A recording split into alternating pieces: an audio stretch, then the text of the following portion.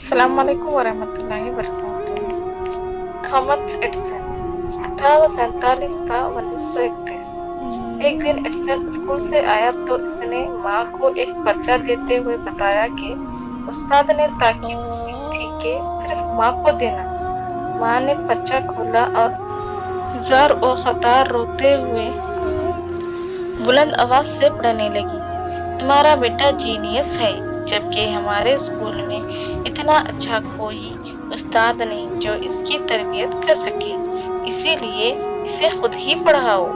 بہت عرصے بعد جب ایڈیسن کئی ایجادات کر چکا تھا، اس کی ماں فوت ہوئی تو اسے ماں کے کاغذات میں ایک پرانا پرچہ ملا۔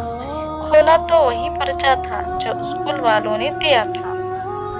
نمناک آنکھوں سے وہ پرچہ پڑھنے لگا، تمہارا بیٹا ذہنی معذور ہے، ہم اسے اسکول میں برداشت نہیں کر سکتے۔